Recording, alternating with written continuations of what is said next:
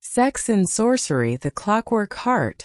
Friends, before we dive in, make sure to subscribe to my channel, hit the notification bell so you never miss a new audiobook, and give this video a thumbs up. Thank you in advance. The first time he touched me, I felt time stutter. His fingers, cool and precise as polished silver, traced the line of my jaw, and for a single impossible moment, the candle in my chamber froze mid-flicker. The dust motes hung suspended in the moonlight, and my own heartbeat paused in my chest. Lord Theron of the Chronomancer's Guild didn't just kiss a woman.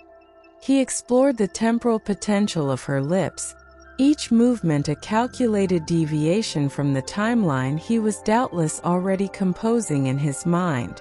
I, Serena Vane, a humble scribe of forbidden romances, was his temporal anomaly, a delightful, unpredictable variable in an otherwise perfectly ordered existence. My fingers curled into the rich fabric of his tunic, not in protest, but in a desperate attempt to anchor myself in the present moment. He seemed so adept at manipulating. The air in my tower room hummed with the aftermath of his magic, a scent of ozone and old parchment. "You are unusually pensive tonight, my anachronism," he murmured against my mouth, his voice a low, resonant frequency that vibrated through my bones. His hand settled at the small of my back, a steady, possessive weight. "Is my present company not stimulating enough? Some presents are too precious to rush through, my lord." I breathed, my own hidden magic, a quiet empathy that let me feel the emotional echoes people left behind, flaring in response. I sensed the sharp, genuine spike of his intellectual fascination, but beneath it, the cold, constant hum of his control. I was a fascinating paradox, a beautiful disruption to be studied and eventually corrected. "Theron," he insisted, his lips finding mine again in a kiss that was both intimate and analytical. "When we are outside of time, I am simply Theron." But he was never simply anything. He was a master of the fourth dimension, and I was a woman dangerously close to falling out of sync with my own life. His mouth was demanding, and for a heart-stopping moment, the world narrowed to the slide of silk, the press of his body, the frantic, hopeful rhythm of my own heart trying to keep pace with a man who could rewind it. It was a kiss that felt like both a beginning and an interruption. Later, as the moon reached its zenith, he dressed with the same efficient grace he used to manipulate seconds and seasons. He left a single, perfect crystal hourglass on my pillow, the sand within frozen in a beautiful, impossible waterfall, a chronometric marvel, a reminder that my time with him was both endless and fleeting. I lay in the tangled sheets, the ghost of his touch a phantom limb, and wondered if this was how a clock felt, its gears forever turning for a master who only cared for the time it told. The memory of him was a persistent, temporal dissonance as I entered the Moon and Ember that evening. The tavern was our fixed point, its low, timbered ceilings and roaring hearth a comforting constant in a world that suddenly felt fluid and uncertain. The scent of mulled wine and wood smoke was the perfume of a linear, predictable reality. Mira was already there, a bastion of crimson robes and temporal law scrolls. She took one look at my face and set down her quill with a sound like a gavel falling. "You have that look. The I've been kissed by a man who probably checks his reflection in different timelines look. Should I begin drafting a temporal harassment suit?" I slid into the seat opposite her, a wry smile touching my lips. "Against the man who literally holds the city's schedule in his hands? You'd have more success suing the sun for rising too early.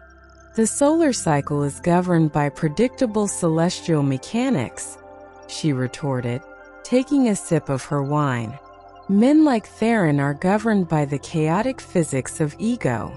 Her green eyes, however, held a flicker of genuine concern behind the razor wire of her sarcasm.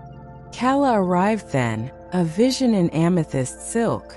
The air around her shifted, carrying the scent of night-blooming orchids and something sharper, like the moment before a lightning strike.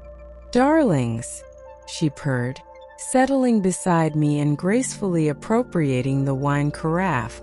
"The emotional chronology in here is delightfully jumbled." Her amber eyes, sharp as a surgeon's scalpel, scanned me. A complex temporal signature, high-frequency passion, with significant past tense trauma and future tense anxiety. She added a single shimmering drop from a vial at her hip to her glass. The liquid swirled into a mesmerizing spiral of silver and blue, a temporal anchor, for when the heart can't decide what time it belongs in. "My heart is perfectly synchronized," I said, though it beat a frantic off-rhythm tattoo against my ribs. "Famous last words before the time paradox," Mira muttered into her glass. Our quartet was completed by Bianna's arrival, which was, as always, announced by a gust of wind that made the candle flames waver. Her storm knight armor was scuffed, her dark curls a chaotic vortex around a face etched with frustration. "Don't ask," she grumbled, collapsing into her chair and reaching for the carafe. She drank deeply, then set it down with a thud that seemed to shake the very table. "The Commander," another lecture on temporal awareness and predictable combat rhythms. As if a storm follows a schedule. She flexed her fingers and a tiny frustrated spark jumped to the wooden table, sizzling for a moment before dying. "It's like trying to hold back the tide with a teaspoon. I'm always too early, too late, too much, never in time." She looked at her hands as if they were foreign, destructive objects. How can anyone build a future with a woman who can't even exist peacefully in the present? The table fell quiet. My temporal tango with Theron felt like a frivolous game in the face of Bianna's constant, storm-tossed battle with the now. It was then that the door to the moon and ember opened, and the very flow of time in the room seemed to hiccup. He was not a guild lord. He was a study in arrested motion, dressed in worn gray leathers that seemed to absorb the light. He moved with a stillness that was more unsettling than any speed. His hair was the color of tarnished silver, and his face was a landscape of quiet patience and deep-etched lines. But it was his eyes that held me. They were the color of a still, deep lake under a winter sky, and they held a weight of years that felt absolute, untouched by the tricks of chronomancy. A long leather-wrapped hilt rose over his shoulder, a witcher but of a different breed. He crossed the room, the crowd parting for him not out of fear, but out of a deep, instinctual respect for the unchangeable nature of his passage. He stopped before our table, his gaze a steady grounding force. "My name is Lorien," he said, his voice a low, calm rumble like stone settling over centuries. It carried no magic I could sense, only the absolute truth of linear time. "I am a warden of the true timeline." His lake gray eyes swept over us, lingering on each face before settling on me. "And I have come to Eldoria because the city's heart is skipping beats. Time itself is being unwound." He placed a small, ordinary-looking pocket watch on our table. Its brass case was worn smooth, but its tick was a loud, authoritative sound in the sudden quiet. Except the second hand wasn't moving forward. It was trembling, vibrating in place as if trapped. "The Clockwork Heart of Eldoria," he said, the words falling into the silence with the finality of a tomb door closing. "The engine of this city's flow. It is not a metaphor. It is a real physical artifact, and its gears are grinding to a halt. Someone or something is stealing time itself. His eyes locked with mine, and I felt a cold, solid dread anchor in my soul. The theft is subtle at first. A missed moment here, a lost hour there.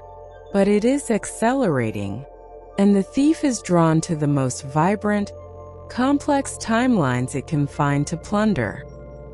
His gaze was not an accusation, but a grim certainty. It is coming for the one who weaves the most beautiful narratives through time. It is coming for you. The steady, frantic tick of the trapped pocket watch was the only sound in the sudden void of silence. It is coming for you. Lorian's words didn't feel like a prophecy, but a statement of fact, as immutable as the turning of the earth. The memory of Theron's chronometric kiss felt like a childish game now, a flicker against the looming absolute cessation of all time. Mira was the first to find her voice, her legal mind grappling with the physics of the impossible. A thief of time. The jurisdictional implications alone are temporally paradoxical. You're asking us to act on a premise that violates the fundamental laws of cause and effect. Lorian's lake-gray eyes remained steady. The evidence is in the gaps you don't notice, Mistress Doran. In the conversations that end too abruptly, the sunsets that seem to last only a breath, the workday that stretches into eternity, while an hour with a loved one vanishes in a blink. It doesn't steal years. It steals moments. The precious currency of a life, siphoned away until nothing is left but an empty account. A cold, sharp clarity pierced through me. He was right. Just yesterday, I'd sworn I'd only been writing for an hour, only to find the moon high in the sky. I blamed my absorption in a story. Now it felt like a robbery. Calla leaned forward, her alchemist's eyes alight with a terrifying fascination. The subjective experience of time dilation and contraction. My clients have reported extreme variances. Potions that should take minutes to brew are taking hours, while emotional highs are crashing in seconds. She looked at Lorian with newfound intensity. You're saying this isn't perception. It's literal physical theft. Vianna stood, her hand instinctively going to her sword, but the movement seemed sluggish, as if she were pushing through water. My drills, she said, her voice strained. The sequences. I know them by heart, but my body is always a half-second behind. It's like running through sand. She looked at her hands, the sparks at her fingertips flaring and dying in an erratic, stuttering rhythm. If this thing steals the now from me, what am I? It doesn't just steal the present, Lorian corrected, his voice a calm, relentless anchor. It unravels the future built upon it. Its workshop is the Cogwork Citadel, the true mechanical heart of the city, hidden in a folded dimension. We cannot pick the lock. It is sealed by forgotten instants. The only way to stop it is to remind time why it must flow. We must create a moment so perfect, so fully lived, that it cannot be stolen. A moment that reminds the thief of what it seeks to destroy. Mira scoffed, a hollow sound in the heavy air. And I suppose you have a schedule for manufacturing timeless moments? No, Lorian said, his gaze encompassing us all. But I have you. A friendship that exists outside of schedules. A logic that provides the structure. An alchemy that provides the intensity. A storm that provides the raw, untamed present, and a heart. His eyes settled on me. That provides the narrative that gives time meaning. You are a living chronicle of moments fully lived. And that is a treasure the thief cannot comprehend. He was speaking to the very core of our bond. He saw past our guilds and our magic to the shared now that was our greatest strength. The plan is chronological insanity, Mira stated, her arms crossed. We march into a folded dimension and what? Have a particularly meaningful conversation. Essentially, yes, Lorien replied, and a ghost of a smile touched his weathered face. I can guide you to the Citadel. My nature is a fixed point. I am immune to its temporal distortions. But once we are there, you must be present. Your combined existence in the now must be a beacon so bright it burns away the thief's influence. The risk was an abyss of non-existence. Failure meant not death, but the cessation of being, of becoming. But the alternative, allowing this entity to use me as its focal point to devour the city's timeline, one stolen second at a time, was to render every story I'd ever written meaningless. I thought of Theron, of his obsession with controlling time. Was he a part of this? Or was he, too, a potential victim of a theft he was too arrogant to perceive? We'll do it, I said, the words a vow pulled from the deepest, most present part of myself. Bianna gave a sharp nod, a flicker of her fierce spirit breaking through the temporal drag. Calla was already inspecting her vials. I may have something to enhance temporal presence and focus. Mira let out a long, weary sigh that seemed to take an age to complete. I'll attempt to draft a legal framework for the defense of the present moment. The journey to the Cogwork Citadel was a descent into a place where physics wept. Lorien led us not down but sideways, through a shimmering tear in reality that felt like stepping through a cold, silver waterfall. The Citadel itself was a cavernous space of impossible geometry, filled with the sounds of a million grinding, shrieking, and faltering gears. Towers of intricate brass machinery rose into a sky of swirling, gray static, and bridges of light-connected platforms that floated in non-Euclidean patterns. And at the center of it all hung the Clockwork Heart, a colossal, beautiful, and terrifying orb of interlocking golden gears, many of which were rusted, frozen, or spinning backwards. A skeletal, shadowy figure, its form composed of stolen seconds and lost opportunities, drifted around it, its touch causing gears to seize and timelines to snap. The chronivore, the thief of time. As we stood on a floating platform, the thief's attention shifted, not with a look, but with a sudden violent lurch in the flow of time around us. My breath caught in my chest, the air turning to syrup. I saw Mira open her mouth to speak, but the words took forever to form, stretching into a dull, meaningless drone. Calla's hand, moving to retrieve a vial, became a slow, agonizing crawl. Bianna's storm, the one thing that should be instantaneous, crackled around her in slow, lazy arcs, like amber trapping a fly. The thief was upon us, not with violence but with stillness. It was freezing us in a single, eternal, useless moment. I looked at Lorien, desperate. His gray eyes met mine, and in them I saw not panic but a deep, unwavering certainty. He stood firm, a rock in the chaotic temporal stream. And in that moment of absolute temporal paralysis, I understood. We couldn't fight the thief by trying to move faster.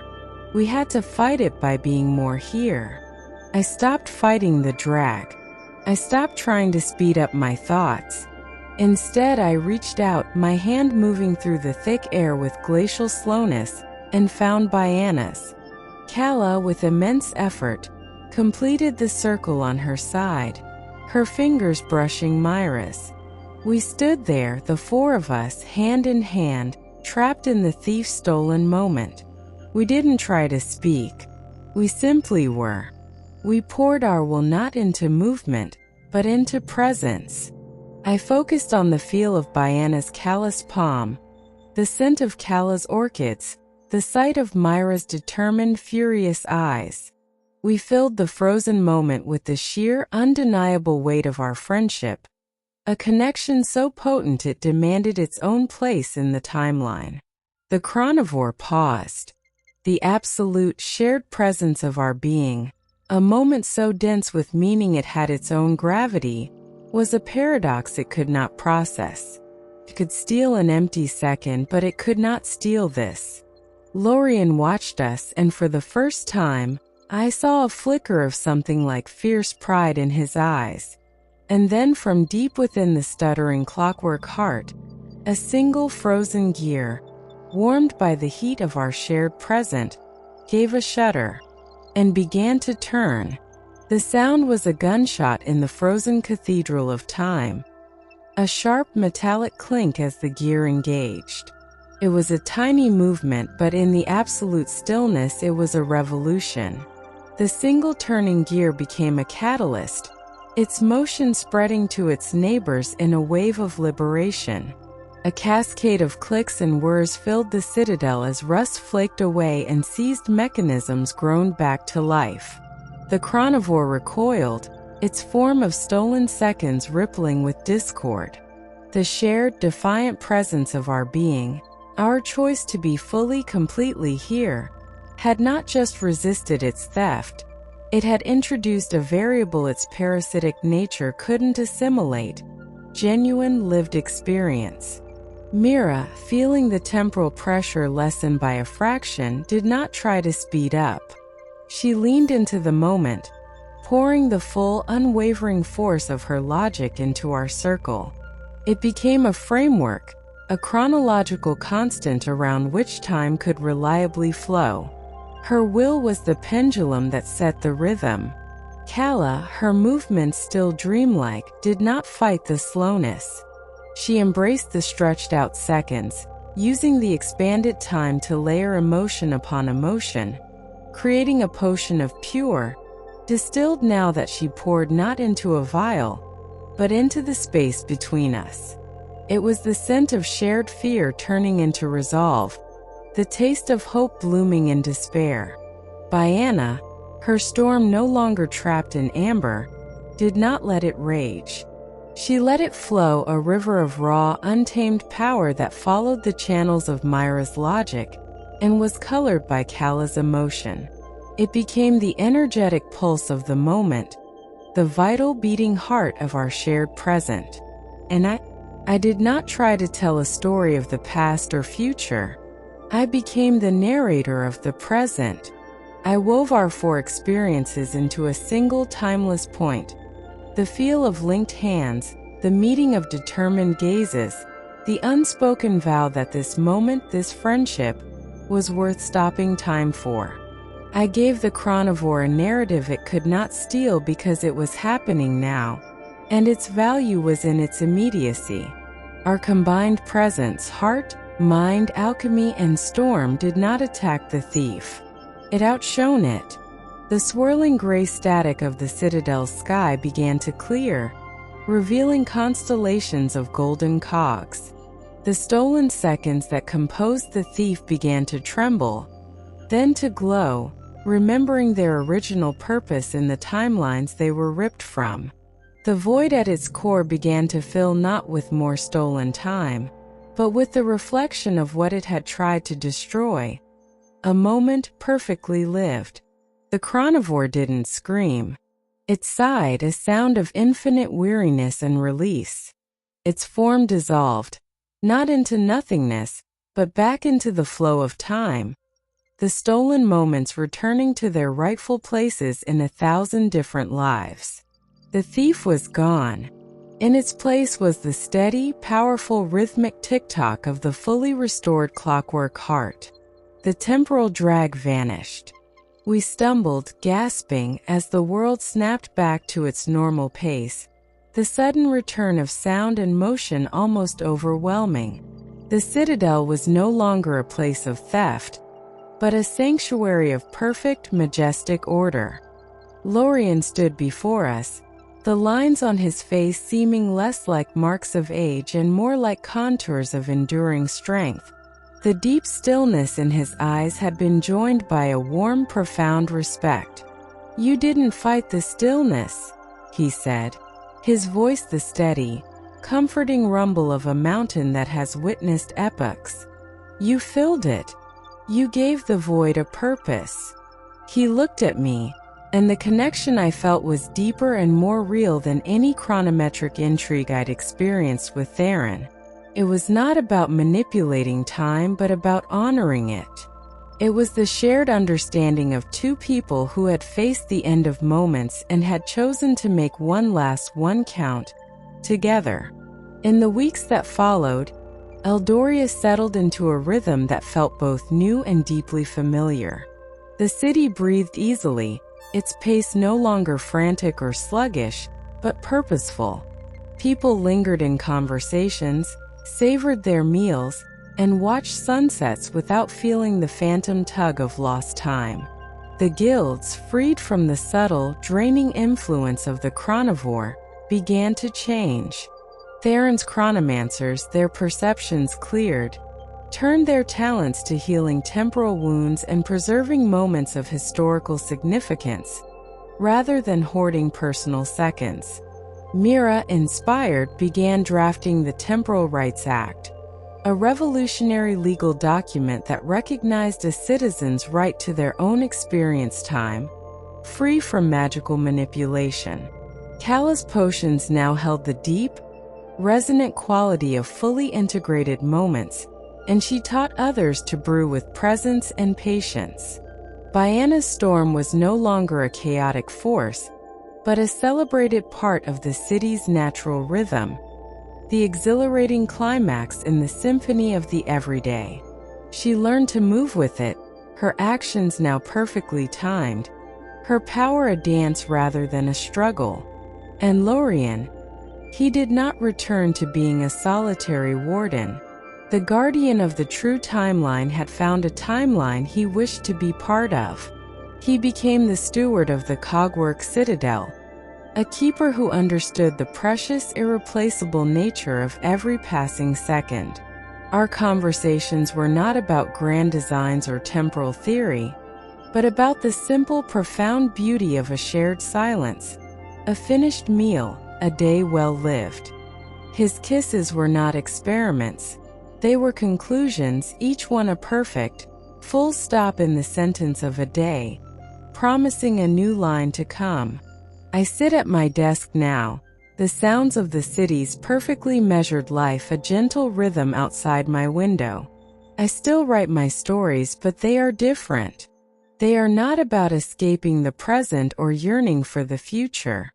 They are about the quiet heroism found in a perfectly timed word of comfort, the enduring strength of a moment of understanding held between friends, the profound love discovered not in frozen hours, but in the steady, courageous, beautiful act of moving forward, together, one precious, ticking second at a time. For I have learned that the most powerful magic is not in controlling time, but in living it. It is in the friendship that makes every moment matter, and the love that is not a pause, but the very reason time flows on. And so the final tick of the Clockwork Heart fades into a peaceful, steady rhythm, a testament to the power of friendship, presence, and love that exists perfectly in the moment. We hope Serena's journey, and the unbreakable bond between these four women, reminded you that the most precious magic is found not in controlling time, but in truly living it. But every moment here at Velvet Valor is merely the beginning of another enchanting adventure. If this tale of stolen time, fierce loyalty, and love that learned to live in the present captured your heart, then you've found your home for full-length, cinematic romantasy. Ready to discover what story awaits you next? Subscribe to Velvet Valor Romantasy Audiobook and never miss a new tale. Let us be your guide through worlds where love makes every moment magical. Like this video if you believe in the power of presence, friendship, and love that treasures every second. Comment below and tell us, what moment would you stop time to preserve forever? Which of the four women's journeys resonated most deeply with you? We read every comment and love hearing from our community. Your support is the magic that allows us to create these complete audiobooks. Thank you for listening, for sharing in these emotional journeys, and for keeping your heart open to stories that remind us to cherish every ticking second. Until our next adventure begins, yours in Stories and Sorcery, the Velvet Valor narrator.